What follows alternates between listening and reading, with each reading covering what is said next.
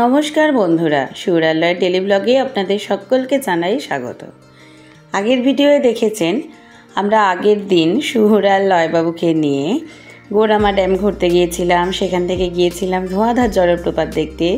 তারপর 64 যোগিনী মন্দিরে দর্শন করে আমরা মার্বেল রক্সের মধ্যে বোটিং করেছিলাম ভর সন্ধ্যাবেলা। দারুণ ছিল সেই দিনের অভিজ্ঞতা। আজকে আমরা বেরিয়ে পড়েছি আমাদের পরবর্তী গন্তব্যে। আজকের গন্তব্য হচ্ছে সাঁচি স্তূপ।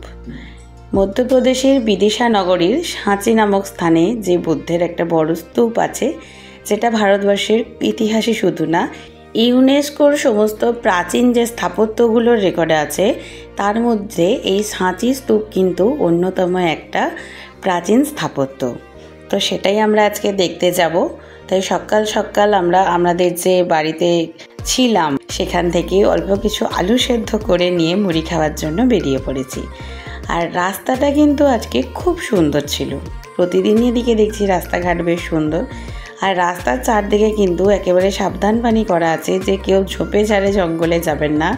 এদিকে প্রচুর চিতা আছে, শেয়াল আছে, হাতি আছে, এছাড়াও অন্যান্য অনেক হিংস্র জন্তু জানোয়ার আছে। এদিকে সকালবেলা তো বেরিয়ে পড়া হয়েছে একেবারে 6টার মধ্যে। তাই এদিকে সকলের একটু চা বিরতির প্রয়োজন। তাই রাস্তার ধারে একটা চায়ের দোকানে দাঁড়িয়ে পড়া হয়েছে একটু চায়ের জন্য। আর চারদিকটা দেখুন, চোখ জুড়িয়ে যাচ্ছে, মানে এত সুন্দর লাগছে। অবশ্য সব জায়গায় সুন্দর, কিন্তু অন্য জায়গায় গেলে আরও ভালো লাগে বেশি সব কিছু দেখতে। এই যে আমাদের 3 গ্র্যান্ড মেম্বার বসে গেছে খাটিয়ায় বসে চা খেতে। ও একেবারে কর্তা ব্যক্তি সব। এরপর আমরা আবার বেরিয়ে পড়েছি। আর রাস্তাটা দেখুন কি অপূর্ব। জানি এগুলো দেওয়ার জন্য ভিডিওটা একটু বড় হয়ে যাচ্ছে, কিন্তু এই ভিডিওগুলো না দিয়ে পারছি না, কারণ দেখে এত সুন্দর লাগছে। কি সুন্দর লাগছে দেখুন, ঠিক যেন একটা আঁকা ছবি। আমাদের যাত্রাপথে একটু ঢিলেমি হচ্ছিল, কারণ সারা রাস্তা জুড়ে প্রচুর গরু নিয়ে যাচ্ছিল গোপালকেরা। আর এখানে গরুগুলোর গলায় অদ্ভুত একরকম কাঠের ঘণ্টা লাগানো আছে।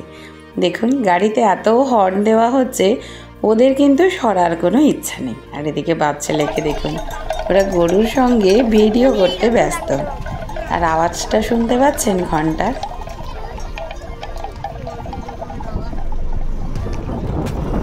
পাহাড়ের বুক চিরে তৈরি হয়েছে রাস্তা, আর সেই রাস্তা দিয়েই এগিয়ে চলেছি আমরা।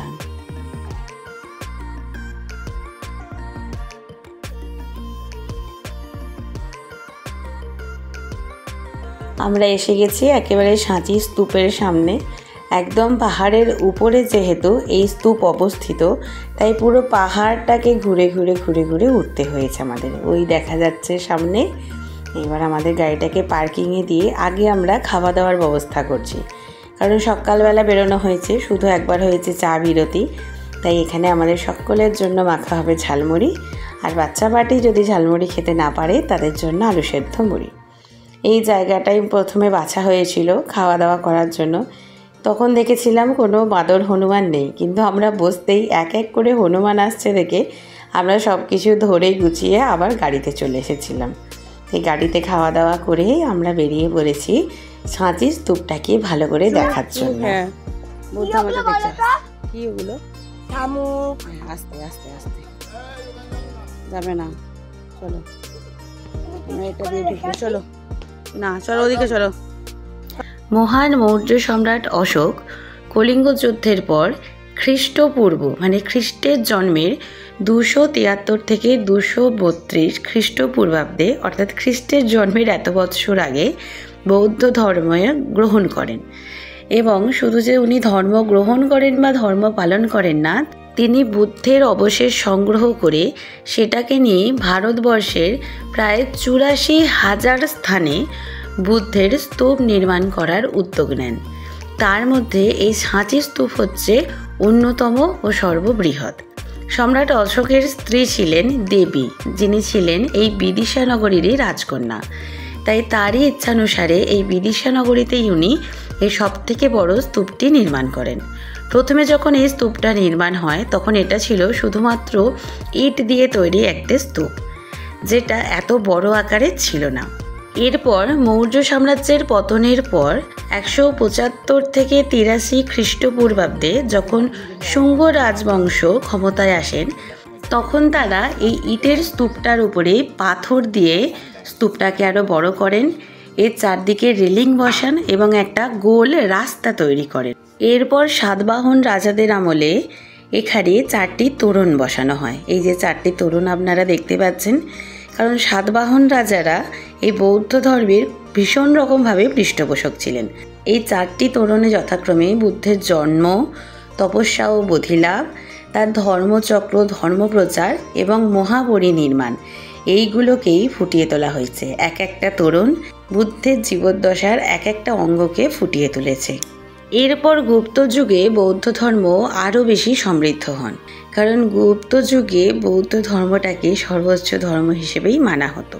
সেই সময় এখানে আরও অনেক বৌদ্ধ মঠ তৈরি করা হয় এবং এখানে বড় একটা বুদ্ধের মূর্তিও তৈরি করা হয়।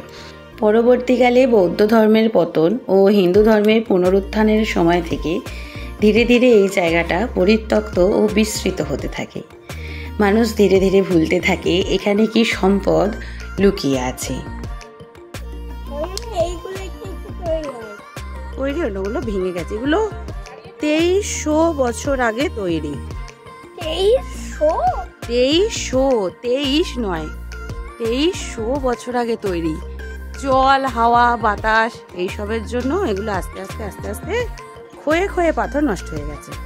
এই দেখো, এই যে একটা পাথরকে এরকম করে একটু গর্ত করা আছে, হ্যাঁ, এই যে একটা পাথর গর্ত করা আছে, ঠিক আছে, এইখানটা এরকম গর্ত আছে।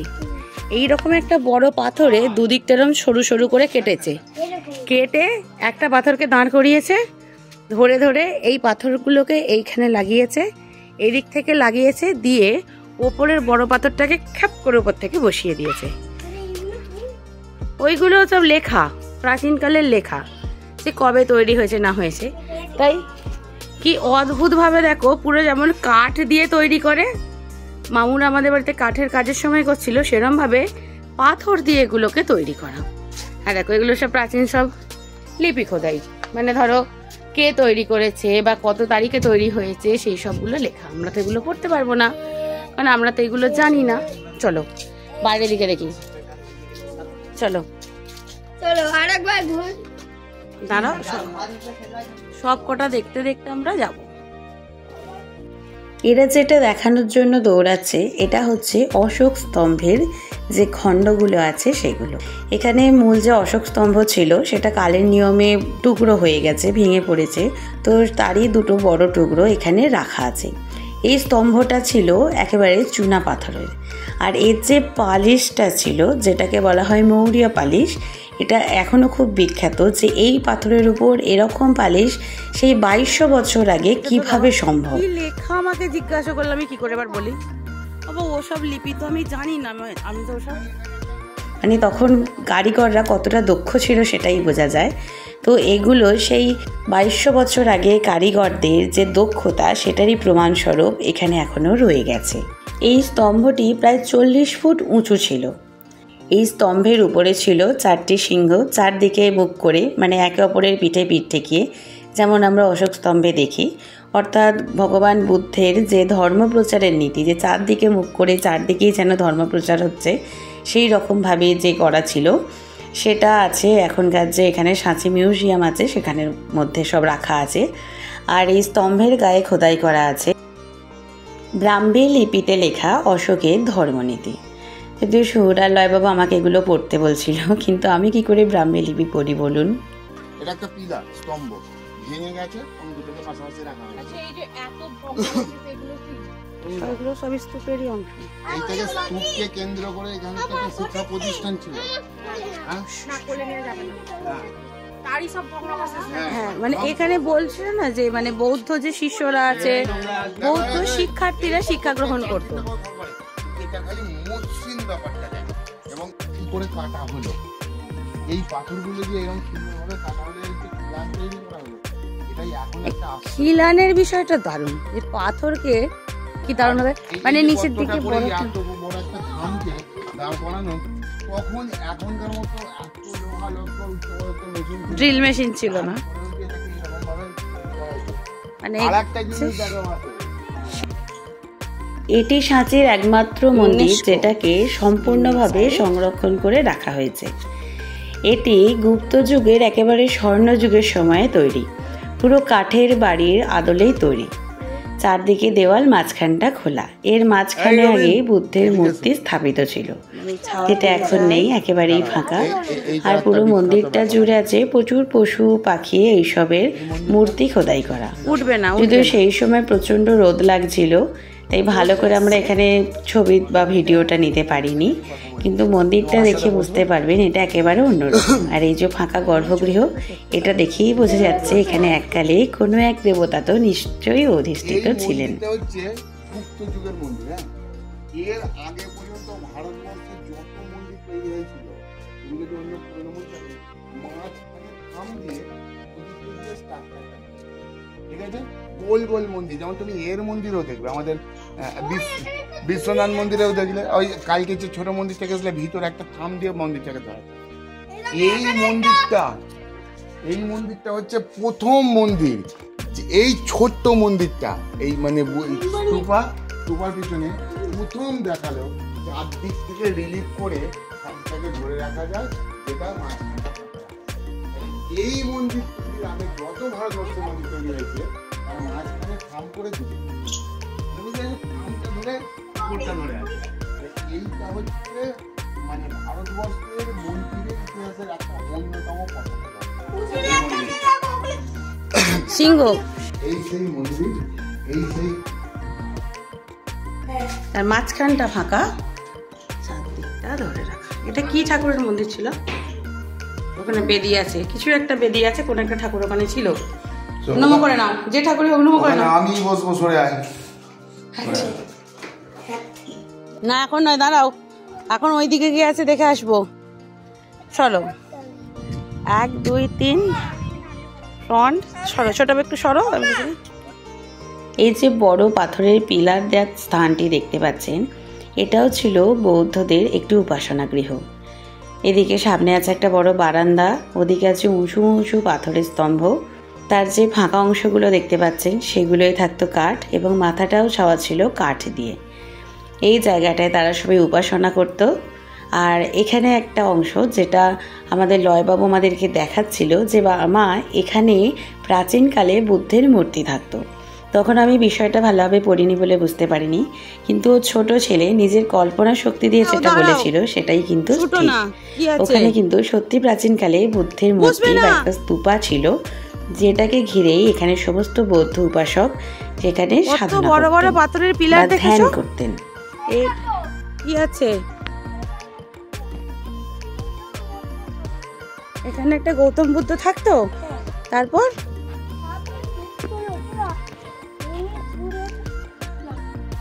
দুষ্টু লোকেরা ভেঙে চুরে নষ্ট করে ফেলেছে ঠাকুরটাকেও ভেঙে ফেলেছে। ও মা, এইটা রয়ে গেছে। এটা কি বলো তো? ঠাকুরের ঘরটা? তো তুমি ঠাকুরের ঘরে বসছিলে কেন? চারদিকটা দেখাবো, প্রকৃতিটা কি সুন্দর। ও এই জায়গাটা সারা কেন? তোমার পিছন পিছন কোথায় যাব? এই যে ছোট ছোট মন্দিরগুলো দেখতে পাচ্ছেন, এগুলো কিন্তু সবই ছিল সাধনা কক্ষ। কালের নিয়মে এগুলো সবই ধ্বংসপ্রাপ্ত হয়েছে। তাই দুষ্টু লোকেরা, তুমি কি আমাদের গাইড হয়েছো? 1818 সালে British officer sir general Taylor এই সাঁচির ধ্বংসস্তূপ প্রথম আবিষ্কার করেন। এর পরবর্তীকালে স্যার আলেকজান্ডার ক্যানিংহাম এই সাঁচি অঞ্চলের খনন কার্য ও সংরক্ষণের কাজ শুরু করেন, এবং ব্রিটিশ প্রত্নতত্ত্ববিদ স্যার জন মার্শাল 1912 থেকে 1919-এর মধ্যে সাঁচির সম্পূর্ণভাবে সংস্কার ও সংরক্ষণ করেন। তার জন্যই কিন্তু আমরা সাঁচিকে আজ এত সুন্দরভাবে চোখের সামনে দেখতে পাই, কারণ তিনি এইভাবে সংরক্ষণ না করলে আমরা কিন্তু এটাকে দেখতে পেতাম না। 1989 সালে ইউনেস্কো সাঁচিকে বিশ্বের এক ঐতিহ্যপূর্ণ স্থাপত্যের স্থান বলে এটাকে চিহ্নিত করেন। এবং এখন এটি বৌদ্ধদের কাছে সবথেকে বড় এবং পবিত্র তীর্থস্থান এবং আমাদের কাছে সবথেকে বড় পর্যটন কেন্দ্রে পরিণত হয়েছে। সাঁচি স্তূপ শুধুমাত্র ভারতীয় যে ধর্মীয় স্থাপনার একটা নিদর্শন নয়, এটা সেই সময়কার শিল্প, স্থাপত্য, কারিগরি সেই সব কিছুকে ফুটিয়ে তোলে। কি অদ্ভুত এবং অপূর্ব ছিল সেই সময়ের সমস্ত ধর্মীয় চিন্তাভাবনা, শিল্প, কারিগরি, মানে এখনকার টেকনোলজিও কিন্তু এই সবগুলোর কাছে হার মেনে যাবে। কারণ এখন আছে কম্পিউটার, বড় বড় যন্ত্র, কিন্তু তখন কিন্তু এসব কিছুই ছিল না। তাও কি নিখুঁতভাবে, কি সুন্দরভাবে এরকম একটা স্থাপত্য তৈরি করা হতো, যেগুলো আজ এত বছর পর 2200-2300 বছর পরেও আমরা আশ্চর্যভাবে এগুলোকে দেখে যাচ্ছি আর দেখে এখনও মুগ্ধ হই। সত্যি কি অপূর্ব ছিল সেই সব জিনিস। এদিকে এরা তো পাগল হয়ে যাচ্ছিল কখন এটার উপরে উঠবে, তাই দাঁড়ান ওদের নিয়ে গিয়ে উপরটা ঘুরে নিই। আর উপর থেকে কি অপূর্ব লাগছে পুরো চারদিকটা। মনে আছে তো বলেছিলাম শুঙ্গ রাজবংশের সময় কিন্তু এই পুরো গোলাকার ঘোরার জায়গাটা তৈরি হয়েছিল, এই রেলিং তৈরি হয়েছিল এবং বৃত্তাকারে এই স্তূপটাকে যাতে প্রদক্ষিণ করা হয় সেটাও তৈরি হয়েছিল এবং নিচের বৃত্তাকার যে রাস্তাটা সেটাও তৈরি হয়েছিল।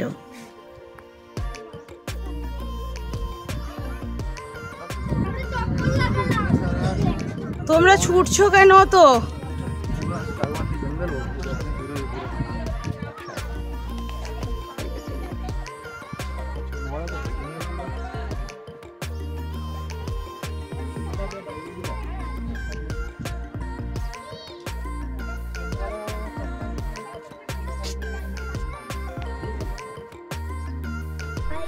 Hi guys, আমরা এখন আছি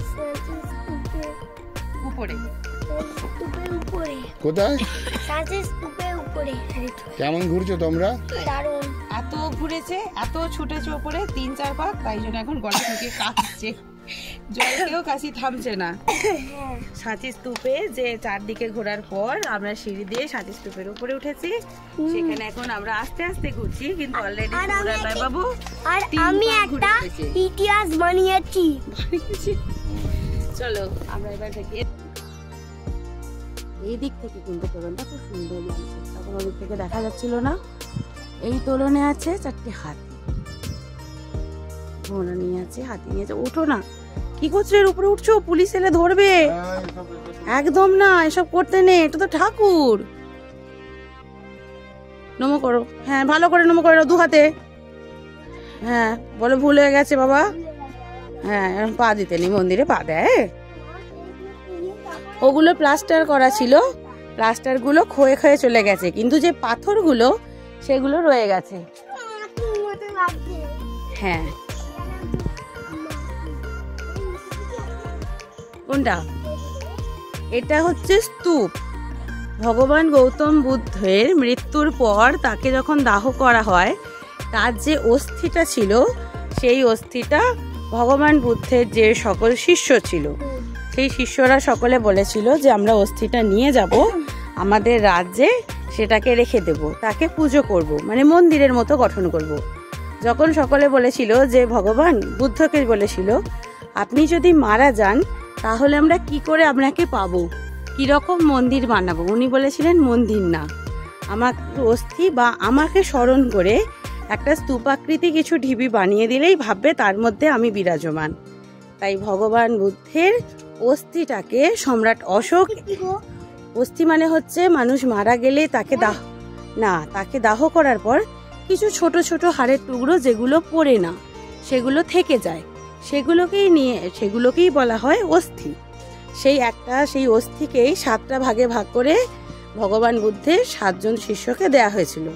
তার মধ্যে সম্রাট অশোকও একটা এনে সেটাকে এরকম স্তূপাকৃতি তৈরি করেছিল, পাথর মাটি এসব দিয়ে। সেই স্তূপটার ওপরেই আবার নতুন করে পাথর দিয়ে আরো বড় করে তৈরি করেছিলেন আবার অন্য কোনো ভগবান বুদ্ধের অন্য কোনো শিষ্য, যার জন্য এটা আগে একটু ছোট ছিল, দাঁড়াও এখন এটা অনেক বড় হয়ে গেছে, বুঝেছো? বলো। এটার ভিতরে ঢোকা যায় না, এটাকে তো বলে স্তূপ। স্তূপ মানে কি? কোনো কিছু একটা ঢিবি, দ্বীপের ভেতরে কি ঢোকা যায়? দেখো ওদিকে শহরটা কেমন লাগছে দেখো। একবার দাঁড়াও তো, ওখানে একটা ছবি তুলবো। কি বানিয়েছো? তোমার কেমন লাগছে সাঁচি স্তূপ দেখে?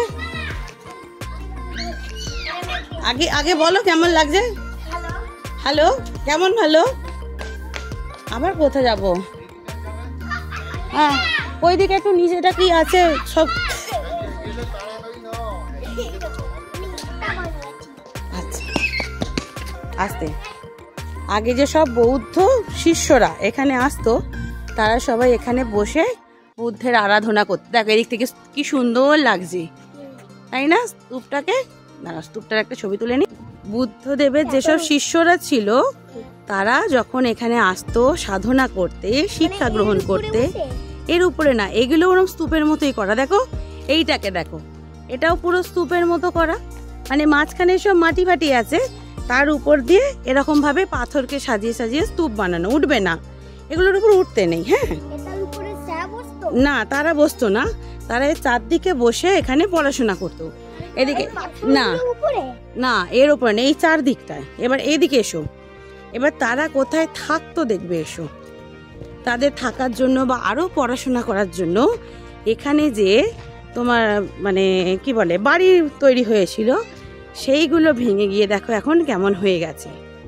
মানে স্কুল বা বাড়িয়া দেখো, ছাদগুলো সব ভেঙে গেছে, গাঁথনিগুলো আছে দেখো, ছোট ছোট ঘরের মতো করা। বেশি ধারে যাবে না, নিচে ঢিপ করে পড়ে যাবে। এখন আমরা এসে গেছি সাঁচি স্তূপের একেবারে দক্ষিণ দিকে। সামনে যে ধ্বংসাবশেষটা আপনারা দেখতে পাচ্ছেন, এটা হচ্ছে একটি বৌদ্ধ বিহার বা ভিক্ষুকদের আশ্রম। সময়ের বিবর্তনে এটা ভগ্নপ্রায় হয়ে গেলেও বোঝা যাচ্ছে এটা কেমন ছিল। অনেক ছোট ছোট ঘর ছিল, মাঝখানে ছিল একটা বড় খোলা বারান্দা, যেখানে সবাই বসে উপাসনা করত, দৈনন্দিন কাজ করত, এবং এই স্তূপের চারদিকে এসে তারা তাদের সমস্ত প্রার্থনা, ধ্যান, তপস্যা করত। আর এখানে আছে একটা জলাধার, এই জলাধারের জল নিয়ে নিশ্চয়ই তারা নিত্যকর্মগুলো সারত। সুর আর লয়বাবু তো ভালো করে মন দিয়ে দেখছে। সত্যি মা, তখন কেমন ছিল এই সব জায়গাগুলো।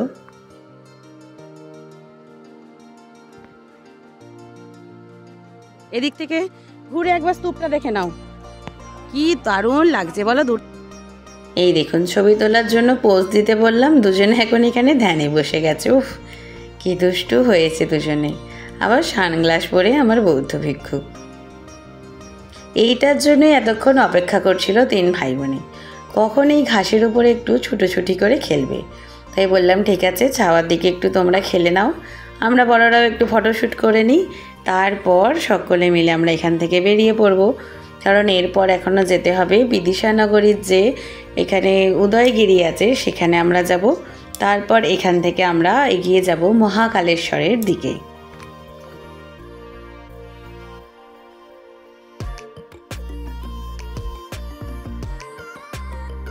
এটা হচ্ছে একেবারে মূল যে এখানে সাঁচি স্তূপ, তার পাশে অবস্থিত একটি ছোট স্তূপ। এটার কাছে আমি একটু ভিডিওটাকে পজ করছি, কারণ আপনাদেরকে একটা জিনিস ভালোভাবে বোঝানোর জন্য। এই যে মূল গম্বুজাকৃতির স্তূপটা দেখতে পাচ্ছেন, এটি হচ্ছে মূল স্তূপ। এর উপরে যে চার চৌকো একটা রেলিং আপনারা দেখতে পাচ্ছেন, সেটাকে বলা হয় হর্মিকা। এটি হচ্ছে স্বর্গের প্রতিরূপ, এবং এর উপরে যে ছত্র আছে সেটি বুদ্ধের মর্যাদা ও তার ধর্মীয় ছত্রছায়ায় থাকার প্রতীক। এবং এতে যে তোরণগুলি থাকে সেগুলি হচ্ছে মূল প্রবেশদ্বার এই স্তূপগুলোর মধ্যে প্রবেশের জন্য।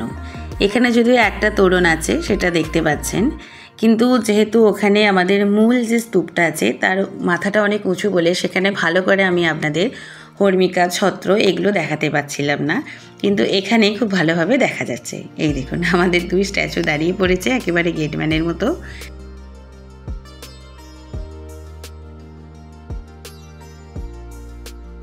এটি হচ্ছে চেতিয়াগিরি বিহার। এটি একটি গুরুত্বপূর্ণ বৌদ্ধ স্থান। এখানে বুদ্ধের দুই প্রধান শিষ্য সারিপুত্ত ও মহামোগ্গলানের ধ্বংসাবশেষ আছে, এবং এটি শ্রীলঙ্কার মহাবোধি সোসাইটির সঙ্গে যুক্ত। এখন আমরা এসে গেছি উদয়গিরিতে। গুপ্ত আমলেই এটি তৈরি হয়েছিল। এই পুরো পাহাড় কেটে কেটে তাতে গুহা তৈরি করে এবং পুরো পাহাড়ের গায়ে পাথর খোদাই করে ভগবান বিষ্ণুর যে 10টি অবতার, তার সমস্ত কিছু অবতারগুলোকেই ফুটিয়ে তোলা হয়েছিল। আমরা এর মধ্যে যাইনি, কারণ তখন অনেক বেলা হয়ে গিয়েছিল। একে সব বাচ্চাদের এবার খিদেও পেয়ে গেছে, তার উপর ছিল সেদিন প্রচণ্ড রোদ্দুর। তাই আমরা শুধু বাইরের দিক থেকে এখানে বিষ্ণুর যে বরাহ অবতার তার বিশাল বড় মূর্তিটাকেই দেখছিলাম। কারণ এটাকে পুরো ঘুরে ঘুরে দেখতে গেলে অন্ততপক্ষে 1 থেকে 1.5 ঘন্টা সময় আরও লাগতো। বাচ্চাগুলোরও তখন ধৈর্য ছিল না। আমরা পুরাণের গল্পে পড়েছি যে মৎস্য এবং কূর্ম অবতার যখন বিষ্ণু নিয়েছিলেন তখন পুরো পৃথিবী জুড়ে হয়েছিল এক মহাপ্রলয়, অর্থাৎ খুব বন্যা, যার মধ্যে ভূদেবী অর্থাৎ পৃথিবী নিমজ্জিত হয়ে গিয়েছিল জলের তলায়।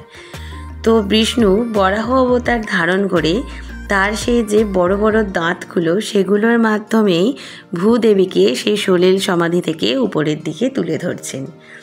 মানে পৃথিবীকে তিনি আবার জাগিয়ে তুলছেন সেই জলের মধ্যে থেকে, সেটাকে এখানে ফুটিয়ে তোলা হয়েছে।